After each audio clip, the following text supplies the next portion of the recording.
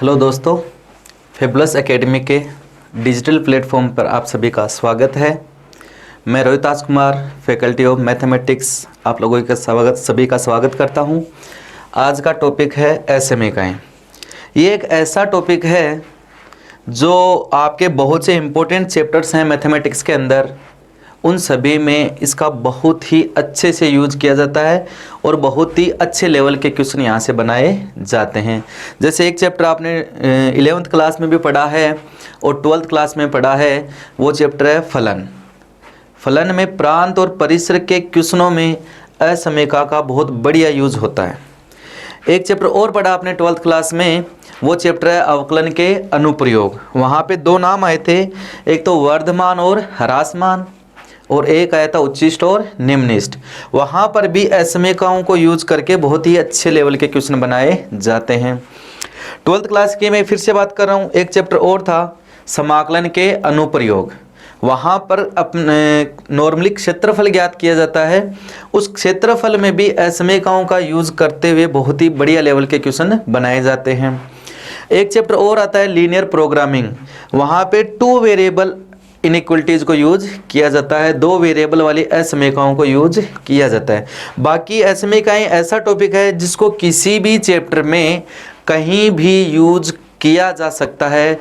ऐसा नहीं है कि ये असमीका वाला जो टॉपिक है वो असमीका के अंदर ही यूज हो। और नॉर्मली जो मैंने फील किया है स्टूडेंट्स में, वो असमीकाओं के साथ थोड़ा सा अनकंफर्टेबल रहते हैं। तो इस वीडियो सीरीज में यही कोशिश की जाएगी कि आपको असमीकाएं जो है वो एकदम जीरो से स्टार्ट करके और एडवांस लेवल तक ले जाएं, ताकि किसी भी चैप्टर में आपको असमीकाओं को लेकर जो प्रॉब्लम था वो प्रॉब्लम ख़त्म हो जाए। तो आइए आज का लेक्चर स्टार्ट करते हैं। इससे पहले दोस्तों आपको मैं बता दूं कि वीडियो देखना ही इम्पोर्टेंट नहीं है, वीडियो के नोट्स भी आप बनाओगे तो वो बहुत ही फ़ायदा रहता है। अपने हैंड रिटन नोट्स जो होते हैं वो सबसे ज़्यादा फ़ायदा देते हैं एग्ज़ाम के टाइम पे। तो आप सभी पेन और पेपर लेके बैठिएगा और जैसे जैसे वीडियो आगे बढ़ता है आप नोट्स बनाने की कोशिश भी कीजिएगा। वैसे हम भी वीडियो लेक्चर्स के जो नोट्स हैं वो आपको हमारे ऐप पे, फेबुलस एकेडमी के ऐप पर अवेलेबल करवा दिए जाएंगे। और देखो, दूसरी बात ये है कि वीडियो देख तो लेते हैं स्टूडेंट्स, लेकिन उसको अप्लाई नहीं करते, मतलब उसकी प्रॉब्लम सॉल्व नहीं करते। जब तक आप प्रॉब्लम सॉल्व नहीं करोगे तब तक वीडियो लेक्चर्स या कोई भी बुक्स जो हैं, कोई भी थ्योरी आपने पढ़ी, वो आपकी कोई भी हेल्प नहीं करेगी। तो जितने एफर्ट्स हम यहाँ करते हैं, आई होप कि उससे ज़्यादा एफर्ट्स आप घर पे करोगे। तो आज का लेक्चर स्टार्ट करते हैं। तो चैप्टर का नाम है असमीकाएं, इनको बोलते हैं इनइक्वलिटीज़। इनइक्वलिटीज़ को पढ़ने के लिए कुछ बेसिक्स पता होने चाहिए, लेकिन उससे पहले मैं एक चीज़ बताता हूं आपको कि समीकरण से सभी लोग फेमिलियर हैं शायद। तो सबसे पहले देखते हैं कि समीकरण को कैसे हल करते हैं, फिर अपन असमीका पे आएंगे। तो समीकरण जैसे ये दे दिया, x² - 4 = 0 हो तो x का मान ज्ञात कीजिए। मेरे ख्याल से आप में से हर एक स्टूडेंट इस क्वेश्चन को सॉल्व कर सकता है। कैसे करते हैं, ये गया x², राइट साइड में क्या ले गए 4, ऐसे करते थे।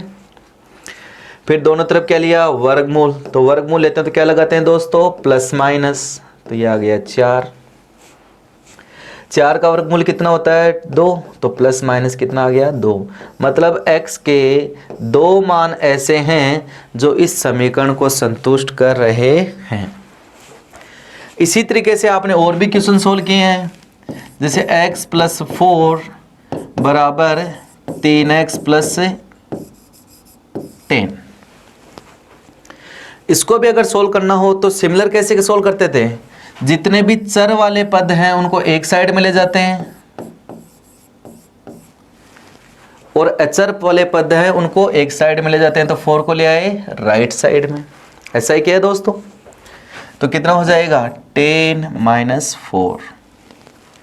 इधर कितना रह गया, -2x, और इधर कितना रह गया जी, 6। इसके बाद क्या करते हैं, 2 से क्या करते हैं डिवाइड, -2 से तो आ जाएगा 6/-2 से डिवाइड किया तो x कितना आ गया जी -3। ऐसे किए हैं समीकरणों को सोल्व। अब इनका मतलब क्या है एक्चुअली? इसका मतलब ये है कि x की वैल्यू जो है 2i और -2i, उसको अगर ओरिजिनल समीकरण के अंदर रखा जाए तो इसको संतुष्ट करेगा। ऐसे इसका मतलब भी है कि इस -3 को ओरिजिनल समीकरण के अंदर रखा जाए तो वो उस समीकरण को संतुष्ट करना चाहिए। ये थी अपने समीकरण की बात। लेकिन अपन को पढ़ना है असमीकाएं। तो अगर ये बराबर का चिन्ह जो यहाँ यूज किया, अगर ये बराबर का चिन्ह कहीं नहीं आए और इन चार में से कोई एक साइन जो है वो व्यंजक में यूज हो जाए तो वो जो क्वेश्चन असमीका का बन जाएगा। तो पहले सबसे पहले असमीकाओं को सोल्व करने से पहले इन साइन का मतलब आपको पता होना चाहिए कि इनका एक्चुअली मतलब क्या है।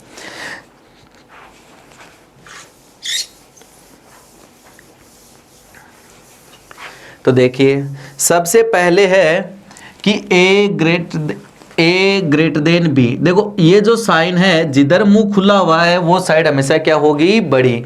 बोलेंगे कैसे कि a जो है उसका मान b से क्या है? बड़ा है।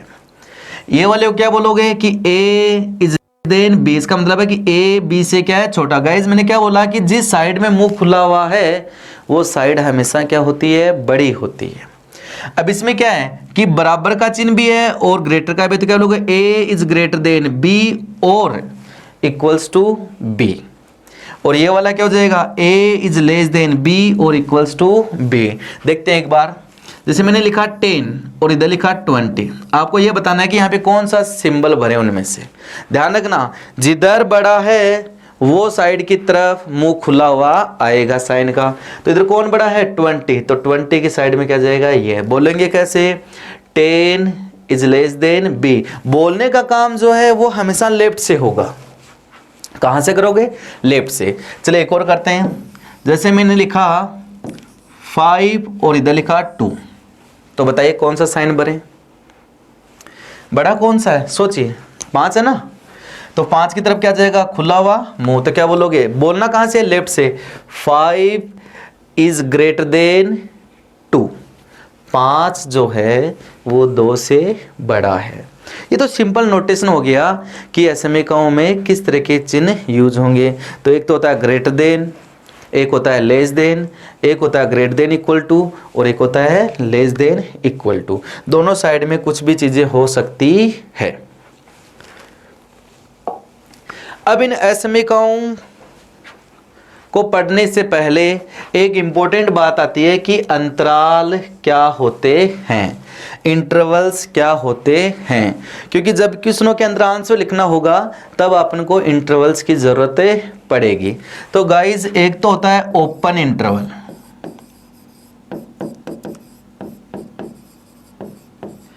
इसको खुला अंतराल भी बोला जाता है। खुला अंतराल।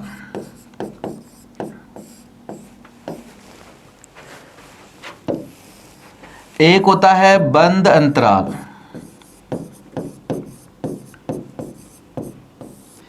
इसको क्लोज इंटरवल भी बोला जाता है।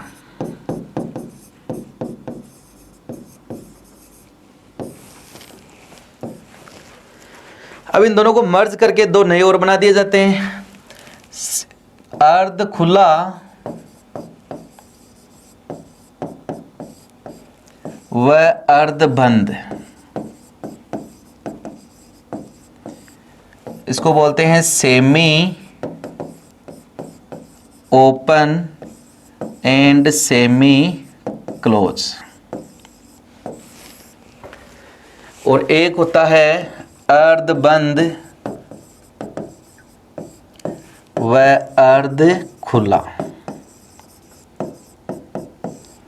इसको बोलते हैं semi close and semi open. Normally ये चार तरीके के अंतराल पूरी मैथमेटिक्स के अंदर यूज किए जाते हैं। तो आइए पहले तो समझते हैं कि इनका मतलब क्या होता है। तो जैसे कहीं आपको लिखा हुआ है ऐसे x बिलोंग्स टू 5 to 10 और ये ऐसा कोष्टक रहे, इसको बोलते हैं स्मॉल ब्रैकेट, छोटा कोष्टक। इसका मतलब है कि x बिलोंग्स टू, ये जो साइन है इस तरीके का जो साइन यूज करें इसका मतलब है बिलोंग्स टू। क्या मतलब है? Belongs to. हिंदी में बोलेंगे संबंधित है, मतलब कि x का मान 5,10 से संबंधित है। तो क्या बोलोगे? x belongs to 5,10। इसका मतलब क्या है? देखिए कि x का जो मान है वो 5 और 10 के बीच में ही होगा, इनसे बाहर कभी नहीं जाएगा। इसका मतलब क्या है कि x के जो भी वैल्यूज हैं उनका मान 5 और 10 के बीच में ही होगा, इनसे बाहर नहीं जाएगा। एक बात और, यहाँ पर ओपन इंटरवल है, इसका मतलब है कि 5 को शामिल नहीं किया जाता और 10 को भी शामिल नहीं किया जाता।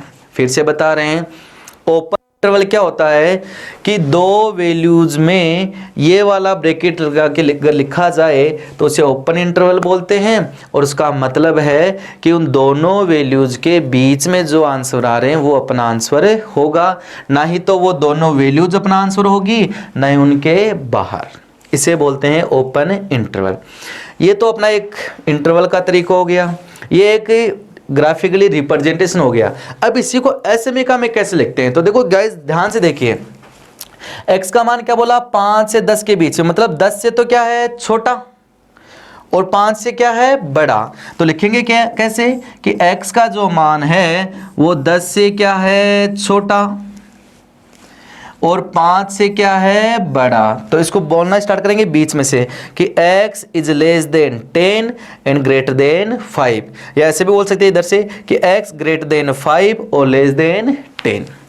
तो अगर मैथ्स के अंदर ऐसा लिखा हुआ मिले और ऐसा लिखा हुआ मिले तो उन दोनों का मतलब एक ही है, कंफ्यूज होने की कोई जरूरत नहीं है। दूसरे में आते हैं। अब जैसे एक एग्जांपल ले लिया कि x बिलोंग्स टू 5 to 10, बंद अंतराल को हमेशा ये वाला बॉक्स जो है इसके अंदर लिखा जाता है, इसको बड़ा कोष्टक भी बोलते हैं। अब इसका मतलब क्या है? इसका मतलब ये है कि x का जो मान है 5 से 10 के बीच में तो होगा ही होगा। क्या मतलब है कि x का जो मान है वो 5 से 10 के बीच में तो होगा ही होगा, लेकिन 5 भी होगा और 10 भी शामिल होगा। तो मैंने क्या किया? दोनों के बीच की वैल्यू ले ली और 5 को भी शामिल कर दिया, तो यहाँ डार्क कर दिया थोड़ा सा, और इधर 10 को भी शामिल कर दिया तो इधर भी क्या कर दिया? थोड़ा सा डार्क। अब देखो इसका मतलब क्या है कि x का मान 5 भी हो सकता है, मतलब बराबर 5 हो सकता है। x का मान 10 भी हो सकता है, मतलब बराबर 10 हो सकता है। साथ में x का मान 10 से क्या होगा? कम। तो क्या लिखोगे? x का जो मान है वो 10 से क्या है? कम, 5 से क्या है? ज्यादा, और साथ में बराबर 5 भी है और बराबर 10 भी है। तो यहाँ क्या लग दोगे? बराबर का चिन्ह। अब ये तो हो गया इंटरवल का फॉर्म और ये हो गया एसएमए का फॉर्म। दोनों आपको लिखे हुए मिल सकते हैं, कहीं ये लिख दिया जाता है और कहीं ये लिख दिया जाता है। बोलेंगे कैसे कि x greater than equals to 5 और less than equals to 10। x का जो मान है वो 5 या 5 से बड़ा है तथा 10 या 10 से छोटा है। समझ में आ रहा है दोस्तों? आगे वाले पे चलें। अब जैसे कि अपने दो को स्टडी किया तो इन दोनों से तीसरे और चौथे का आइडिया लग ही गया होगा मेरे ख्याल से। सोचिए थोड़ा सा। क्या बोला कि अर्ध खुला मतलब आधा खुला, मतलब आधा तो ये आएगा, और अर्ध बंद मतलब आधा बंद तो ये वाला आएगा। अब किधर खुला हुआ? पहले बोला खुला हुआ, इसका मतलब पहले की साइड में क्या आएगा? खुला, और आगे क्या आएगा? बंद। सिंपल है, दोनों को मर्ज कर दिया। अब इसका मतलब क्या है कि x का जो मान है वो 5 से बड़ा है और 10 से छोटा है। अब जिधर बड़ा कोष्टक लगे इसका मतलब वो वाला मान भी अपने आंसर में शामिल होगा, मतलब यहाँ पर 10 को भी शामिल करना है। तो अगर ग्राफिकली इसको देखोगे तो क्या आएगा कि x का जो मान है वो 10 हो सकता है। तो 10 पे मैंने क्या कर दिया? जिसको शामिल करेंगे उसको थोड़ा डार्क कर देंगे, और 5 जो है वो शामिल नहीं है तो उस पर सिर्फ सर्किल लगाया। और इन दोनों के बीच का मान भी शामिल है। ये तो ग्राफिकली हो गया। अगर इसी को एसएमई में लिखना है तो बताइए, सोचिए कैसे लिखेंगे। आ रहा है कुछ? क्या लिखोगे कि x का जो मान है वो 10 से क्या है, कम, और 10 के भी क्या है, बराबर, और 5 से क्या है, बड़ा, और 5 के बराबर नहीं है। तो यहाँ पे सिर्फ बड़ा ये वाला चिन्ह है, बराबर का चिन्ह नहीं आया। बोलेंगे कैसे कि x is greater than 5 and less than equals to 10, यानी कि x का जो मान है वो 5 से बड़ा है और 10 या 10 से छोटा है। समझ में आया? तो इस चौथे के बारे में तो आपको पता चल गया होगा। पहले क्या बोला, बंद, तो पहले तो क्या लगा देंगे, बड़ा, फिर क्या बोला, खुला, तो आगे क्या लगा देंगे, छोटा। अगर ग्राफिकली देखें तो इसका मतलब क्या हुआ कि x का जो मान है वो 5 होगा, तो 5 पे क्या लगा दिया मैंने, थोड़ा सा डार्क, और x का मान जो है वो 10 नहीं होगा तो यहाँ क्या लगाया, सर्किल। ये एक सिंपल नोटेशन है, ऐसे कोई जरूरी नहीं कि डार्क करो और सर्किल लगाओ। और इनके बीच का मान भी शामिल होगा। एसएमई का में कैसे लिखोगे, सोचिए। जैसे ये लिखा, क्या लिखोगे, x का मान जो है वो 10 से क्या है, कम। 10 के बराबर है क्या दोस्तों, नहीं है ना, तो वहां पे बराबर का चिन्ह नहीं आएगा। लेकिन 5 से क्या है, बड़ा, तो 5 से लिख दिया मैंने बड़ा। अब 5 को शामिल करना है क्या, यस, क्योंकि यहाँ पे क्या है, बड़ा कोष्टक, तो ये 5 को भी शामिल करना है। तो नॉर्मली ये 4 तरीके के कोष्टक होते हैं। एक को बोलते हैं खुला अंतराल, एक को बोलते हैं बंद अंतराल, और 2 होते हैं आधे खुले और आधे बंद। लेफ्ट में पहले खुला बोला है तो पहले आ जाएगा छोटा कोष्टक, और फिर बड़ा बोला है तो आ जाएगा बड़ा कोष्टक। ये 4 तरीके के अंतराल होते हैं। इन्हीं अंतरालों को इस असमीका के रूप में भी लिखा जाता है। अब इनके अलावा एक चीज और आती है। अब वो क्या होती है, देखिए। एक होता है डिस्क्रीट इंटरवल,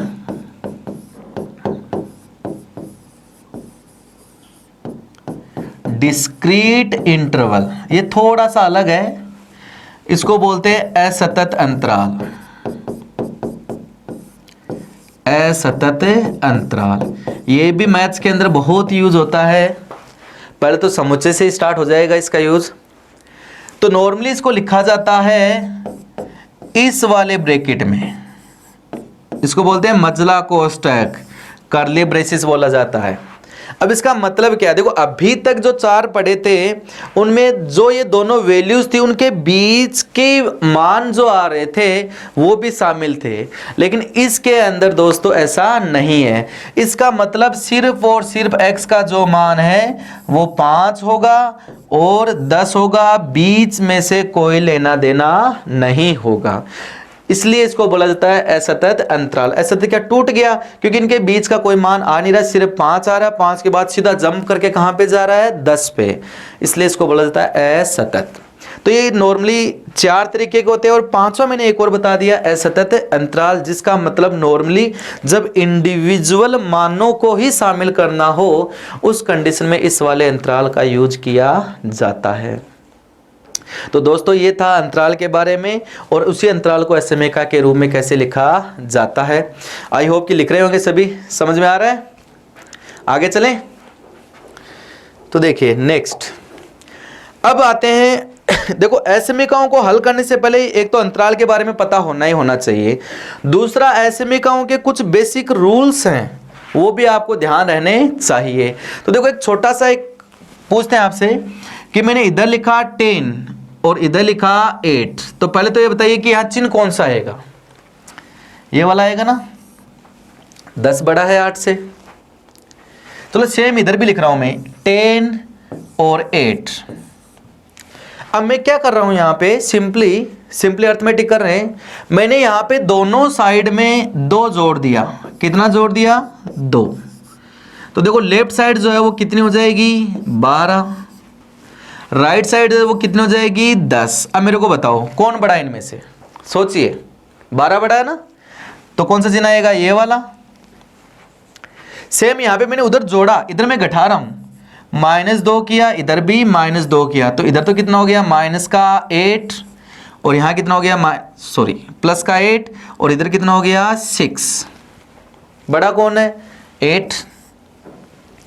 कुछ दिख रहा है क्या यहाँ पे? एक रूल बन रहा है यहाँ पे दोनों में, देखिए कि मैंने असमिका के दोनों पक्षों में उधर कितना जोड़ा 2 जोड़ा और इधर असमिका के दोनों पक्षों में कितना घटाया 2 घटाया और जोड़ा। तो असमिका का जो पहले साइन था वही का वही क्या है बाद में, इसमें भी घटाने पर भी जो पहले था वही का वही क्या है बाद में। तो बेसिक रूल के अंदर असमिका का बेसिक रूल जो है वो एक ये आता है कि असमिका के, ध्यान दीजिएगा, असमिका के दोनों पक्षों में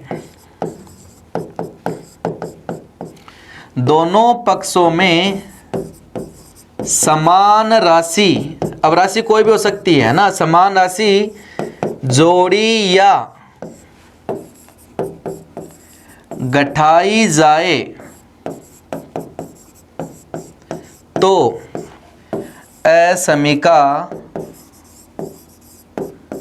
अपरिवर्तित या असमिका का चिन्ह अपरिवर्तित रहता है।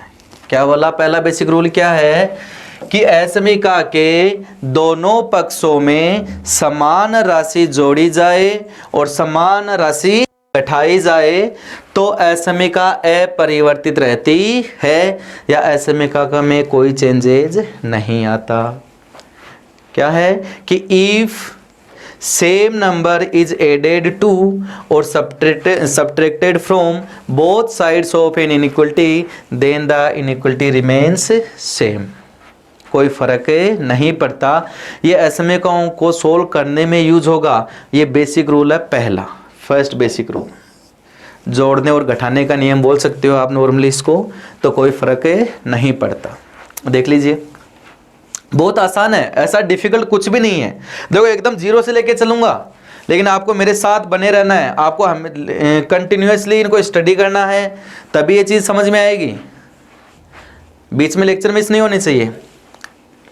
करें आगे, चलिए नेक्स्ट। अब सेकंड बेसिक रूल क्या आता है? दूसरा बेसिक रूल बता रहे हैं आपको, वही सेम एग्जांपल लेते हैं। 10 और 8, बड़ा कौन है 10, इधर भी लिखा 10 और 8, बड़ा कौन है 10। अभी मैंने जोड़ा और घटाया, लेकिन इस बार मैं गुणा और भाग कर रहा हूं। वही 2 से क्या किया मैंने यहाँ गुणा, इसको भी 2 से क्या किया गुणा। तो देखो लेफ्ट साइड कितनी हो जाएगी 20 और ये कितनी हो जाएगी 60। साइन आप सोचिए कौन सा लगाना है, अब मैं नहीं बताऊंगा बार बार कि कौन सा साइन यूज होना है। इधर भी 2 से इसको मैंने भाग दिया, तो ये वाला कितना हो जाएगा 5 और ये वाला कितना हो जाएगा 4। सोच लिया होगा क्या साइन बनने हैं। बड़ा कौन है इधर 20 है ना, तो 20 की तरफ खुला हुआ मुंह, इसमें बड़ा कौन है 5, तो 5 की तरफ बड़ा मुंह, सॉरी खुला हुआ मुंह। बताइए सोचिए, जो मैं बेसिक रूल बताऊंगा क्या हो सकता है, दिमाग में आ गया होगा मेरे ख्याल से। क्या कि असमिका के दोनों पक्षों को समान राशि से, किससे, समान राशि से यहां गुणा कराया और असमिका के दोनों पक्षों को समान राशि से भाग दिया। तो असमिका के चिन्ह में कोई परिवर्तन हुआ क्या? नहीं हुआ। तो यहां पे रूल और बनता है। अब देखो जो गुणा और भाग करवाया उसमें ये धनात्मक राशि है या ऋणात्मक राशि है? धनात्मक राशि। तो नेक्स्ट रूल यही है कि असमिका के दोनों पक्षों को समान धनात्मक राशि, थोड़ा सा सोचिए, मैंने बोला समान धनात्मक राशि, गलती कर देते हैं कई बार, किसी भी राशि से गुणा कर देते हैं, ये ध्यान नहीं देते कि धनात्मक है या ऋणात्मक। तो यहां पे बोल रहा हूं कि असमिका के दोनों पक्षों को समान धनात्मक राशि से गुणा या भाग करवाया जाए तो असमिका अपरिवर्तित रहती है या असमिका का चिन्ह नहीं बदलता। तो क्या है रूल कि असमिका के दोनों पक्षों को समान धनात्मक राशि, दोस्तों क्या बोला है मैंने, समान, इस पे अंडरलाइन कर लेना, समान धनात्मक राशि से गुणा या भाग कराया जाए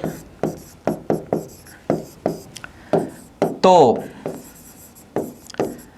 असमीका नहीं बदलती।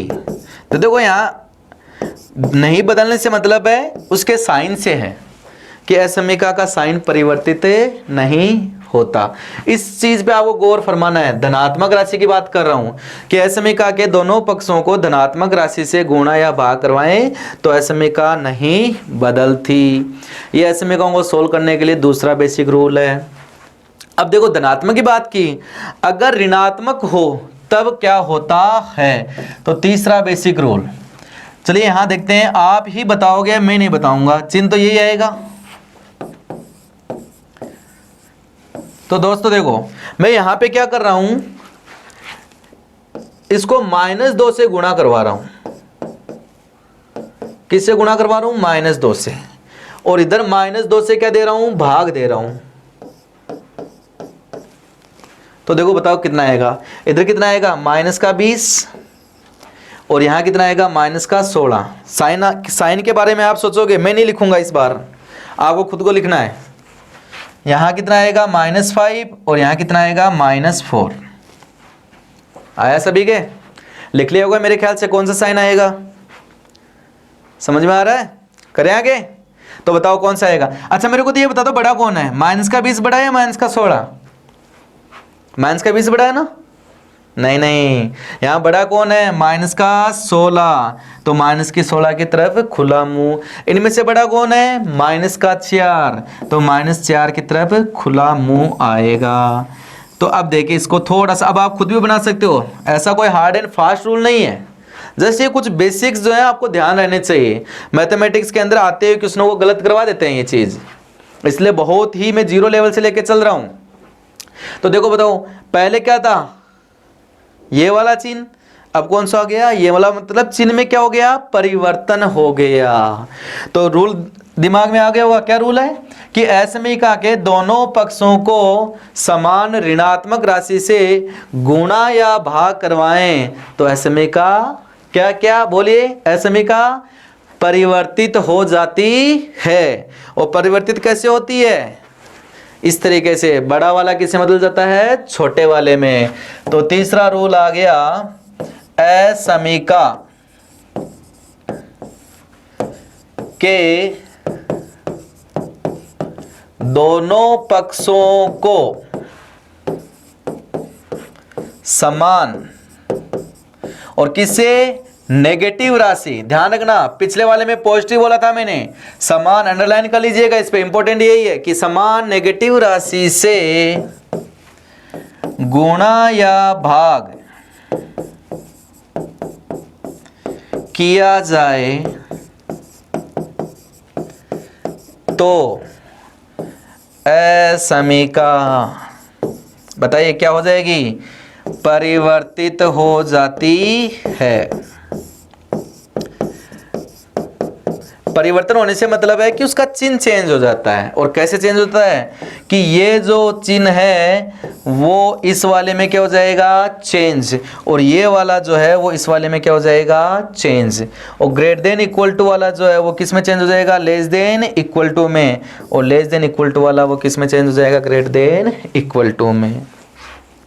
तो दोस्तों ये 3 बेसिक रूल है। एक तो जोड़ने घटाने का है और 2 नियम किससे? गुणा और भाग से। समझ में आया होगा? चलिए वापस बताता हूं क्या क्या बताया था। कि असमीका के दोनों पक्षों में समान राशि जोड़ें या घटाएं तो असमीका बदलती नहीं है। ऐसे ही असमीका के दोनों पक्षों में समान राशि से गुणा या समान धनात्मक राशि से गुणा या भाग करवाएं तो भी असमीका नहीं बदलती। लेकिन असमीका के दोनों पक्षों को समान ऋणात्मक राशि से गुणा या भाग करवाएं तो असमीका बदल जाती है। और किस तरीके से बदलती है? कि ग्रेटर देन वाला लेस देन में और लेस देन वाला ग्रेटर देन में। तो तो ये थे असमीकाओं को पढ़ने से पहले या गणित को पढ़ने से पहले कुछ बेसिक चीजें। एक तो अंतराल के बारे में बताया, दूसरा मैंने बताया था कि अंतराल को असमीका के रूप में कैसे लिखते हैं, और तीसरा ये बताया कि असमीका में कुछ जोड़ें, कुछ घटाएं, कुछ गुणा करें और कुछ भाग करें तो क्या चेंजेस होते हैं। अब दोस्तों आते हैं कि असमीकाओं को हल कैसे किया जाता है, जो अपना इंपॉर्टेंट पार्ट है। पहले एक बार के लिए इनको देख लीजिए, बाकी मैं बताऊंगा इनको। सबसे पहले दिए गए बीजगणितीय व्यंजक के रेखीय गुणनखंड करते हैं। ये देखिए, आइए इनको एक क्वेश्चन से समझते हैं पहले। तो एक नॉर्मल सा क्वेश्चन है, इनको बोलते हैं लीनियर इनइक्वलिटीज, रेखिक असमीकाएं। क्या बोलते हैं दोस्तों? रेखिक असमीकाएं।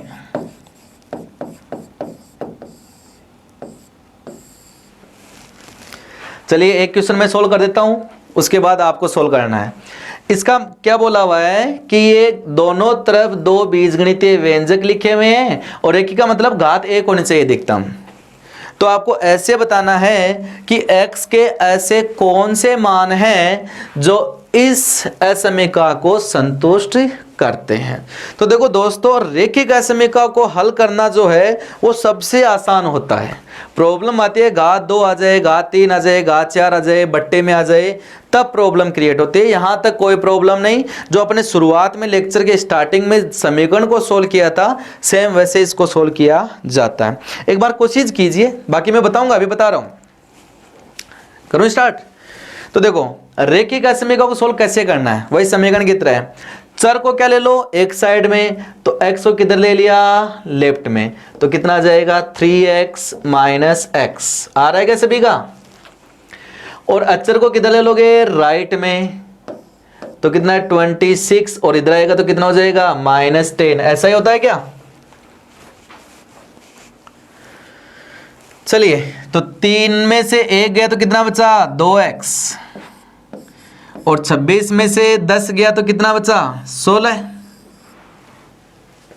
अब देखो, अभी जो रूल बताए वो यहां काम आते हैं। यहां से मेरे को x का मान चाहिए, लेकिन यहां कितना है? 2x। तो बताइए x कैसे आएगा? सोचिए कैसे आएगा? अगर मैं 2 से भाग दे दूं तो x आएगा कि नहीं आएगा? आ जाएगा ना। तो मैं दोनों तरफ 2 से भाग दे रहा हूं। किससे भाग दे रहा हूं? 2 से। तो बताओ, 2 धनात्मक है या ऋणात्मक? धनात्मक। और धनात्मक राशि से गुणा और भाग करे तो असमीका नहीं बदलते, डिस्कस कर चुके हैं। तो कितना आएगा? बच गया इधर x, और इधर कितना आ गया? 8। मतलब x का जो मान है वो 8 के बराबर होना चाहिए या 8 से छोटा होना चाहिए। अब आपको ऑप्शन के अंदर ऐसा लिखा हुआ भी मिल सकता है, और अगर इसी को असमीका के रूप में लिखना है, अंतराल के रूप में लिखना है, तो कैसे लिखोगे? 8 यहां आ गया, यहां 8 शामिल है, तो यहां क्या लगा दिया मैंने? Dark circle. और 8 से छोटा मतलब इधर, और इधर कहां तक जाएगा? माइनस अनंत तक। मतलब माइनस अनंत से लेके 8 तक के जो मान है वो सारे के सारे अपने आंसर में शामिल हो सकते हैं। अब 8 शामिल है तो 8 पे कौन सा लगाएंगे? क्लोज। अच्छा, अनंत पे हमेशा चाहे प्लस अनंत हो या माइनस अनंत हो, हमेशा कौन सा चिन्ह लगाओगे? खुला अंतराल वाला। और ये किसके मान है? x के। तो लिख दोगे x बिलोंग्स टू। अब ऐसा लिखा हुआ मिल सकता है, ये तो असमीका के रूप में है, और ऐसा लिख दे तो किसके रूप में है? अंतराल के। एक बार देख लीजिए दोस्तों, समझ में आया? अगर नहीं आया तो एक बार इस वीडियो को रोकिए और उसको देख लीजिए। बहुत आसान है दोस्तों, कुछ हार्ड है ही नहीं, यहाँ पे बहुत बेसिक से चल रहा है अपना लेक्चर। आगे करें? चलिए, नेक्स्ट सिमिलर क्वेश्चन है, वही रेखिक वाला है। अभी रेखिक पार्ट को सोल्व कर रहे हैं अपन। तो देखिए, रेखिक को सोल्व करने के लिए अभी क्या बताया था कि x के पदों को एक साइड में ले जाओ, तो इधर ले गया मैं, तो ये रह गया -x पहले से था और -2x आ गया। देखो, बेसिक रूल याद है तो मैथ्स बहुत ही आसान हो जाता है। और अचर को ले आएंगे राइट साइड में, तो कितना है? 13 और -4। ऐसा आएगा क्या? सोचिए, एक बार खुद सोल्व करने की कोशिश कीजिए। करें आगे। तो देखिए ये कितना आ गया -3x और इधर कितना आ गया 9। अपन को x का मान चाहिए, क्या करें दोस्तों, -3 से भाग कर दें क्या। तो अगर मैं -3 से भाग करूंगा इधर भी कितना आएगा -3। अब चिन्ह क्या लगाऊं ये सोचिए, यहां मिस्टेक हो सकती है। याद आ रहा है बेसिक रूल, थोड़ी देर पहले डिस्कस किया था, क्या था कि माइनस से गुणा और भाग करे तो असीमिका का चिन्ह क्या हो जाता है, सोचिए, असीमिका का चिन्ह चेंज हो जाता है। तो यहां ये वाला है तो अब कौन सा चिन्ह आ जाएगा, ये वाला। सही लिखा है मैंने। अब आगे सोल्व कर लीजिए। तो -3/3 कितना हो जाएगा, x कट जाएगा वो तो, और ये कितना रह गया -3। अब ये आंसर तो किसके रूप में आ गया, असीमिका के रूप में। अगर इसी को अंतराल के रूप में लिखना है तो कैसे लिखोगे दोस्तों, कि x जो है इधर तो प्लस अनंत है और इधर क्या है माइनस अनंत, और मान आया -3, बराबर का चिन्ह है तो -3 भी क्या है शामिल, और इसे छोटा बोल रहा है तो छोटा किधर आएगा, लेफ्ट साइड में। तो कहाँ से स्टार्ट हो गया, माइनस अनंत से -3, और -3 पे क्या लगाऊं, क्लोज, अनंत पे क्या लगाऊं, ओपन। ये किसका मान हो गया, x का, तो लिख दिया x बिलोंग्स टू, मतलब x का मान -3 या -3 से छोटा होना चाहिए। और कितना हो सकता है, -अनंत तक जा सकता है। देख लीजिए बहुत ही आसान है रेखिक असमीकाओं को सोल्व करना। लेकिन अगर घात 2 आ जाए, घात 3 आ जाए, बट्टे में आ जाए, तब थोड़ी सी प्रॉब्लम होती है। चले आगे। तो दोस्तों ये था लीनियर इनइक्वालिटी का क्वेश्चन। अब अगर घात 2 आ जाए, घात 3 आ जाए तो थोड़ी सी प्रॉब्लम हो जाती है। तो उस प्रॉब्लम को सोल्व करने के लिए स्टेप्स मैंने पहले की स्लाइड में डिस्कस किए थे, तो यहाँ पे थोड़े से चेंजेज आ जाते हैं। देखिए वो कैसे चेंजेस आते हैं, तो एक क्वेश्चन सोल्व करते हैं, उसके बाद क्या क्या स्टेप्स हैं वो भी बताते हैं। तो देखो सबसे पहला स्टेप है कि जो भी हायर ऑर्डर का एक घात से अधिक का व्यंजक अगर दिया गया है बीजगणितीय, तो उसका पहला जो सोल्व करने का स्टेप होता है वो होता है गुणनखंड। सबसे पहले आप उसके क्या करोगे, गुणनखंड। दोस्तों क्या करोगे, गुणनखंड। तो इसके गुणनखंड करोगे तो ये आ जाएगा x² plus 10x plus 2x और प्लस कितना हो जाएगा 20। ऐसे ही करते हैं। गुणनखंड कैसे करते हैं कि 12 को तोड़ दिया और इसका इस प्रकार तोड़े कि उनका योग या अंतर तो इसके बराबर आ जाए, और जो गुणनफल वो इन दोनों के गुणनफल बराबर आना चाहिए। देख सकते हो आप 10x प्लस 2x, तो 10 गुणा 2 20 x² आ जाएगा यहाँ पे, और जोड़ते हैं कितना आ जाएगा 12x। अब यहाँ से x ले लीजिए कॉमन, तो ये आ गया x प्लस 10 और 2 कॉमन लिया तो x प्लस 10। यहाँ तक क्लियर है दोस्तों, यहाँ तक समझ में आया। चलिए आगे करते हैं। तो यहाँ से कितना कॉमन आ गया, x प्लस 10 और x प्लस 2 ग्रेटर देन 0। यहाँ तक के स्टेप्स में किसी को कोई प्रॉब्लम? तो देखो अगर एक घात से अधिक की कोई बीजगणितीय व्यंजक आ जाए और उसको असमीका को हल करना हो, तो सबसे पहला स्टेप है गुणनखंड करते हैं। इसके बाद ये पता करते हैं कि उन गुणनखंड के मान 0 कहाँ कहाँ हो रहे हैं। तो इसका मान 0 कहाँ पे हो रहा है, -10 पे, और इसका मान 0 कहाँ पे हो रहा है, -2 पे। कहाँ पे, -10 पे और -2 पे। तो फिर ये पता करते हैं कि गुणनखंड के मान 0 कहाँ कहाँ हो रहे हैं, वो x की वैल्यूज पता करते हैं। उसके बाद तीसरा स्टेप क्या है कि वो जो मान आए उन मानों को संख्या रेखा पर निरूपित करते हैं। किस पे निरूपित करते हैं दोस्तों, संख्या रेखा पे। तो संख्या रेखा पे निरूपित करोगे तो यह आ जाएगा -10, यह आ जाएगा -2। अब देखिए यहाँ से इंपॉर्टेंट स्टेप है कि यदि सारे x के गुणांक, यहाँ देखो x का गुणांक 1, यहाँ भी x का गुणांक 1, यदि प्रत्येक गुणनखंड में x का गुणांक पॉजिटिव है तो सबसे बड़ा जो मान आया उस मान के राइट साइड में व्यंजक हमेशा पॉजिटिव होगा। उसके बाद अल्टरनेट क्रम में माइनस प्लस माइनस लगाते जाओ और प्रश्न में जैसा चाहिए वैसा क्या लिख दो, आंसर।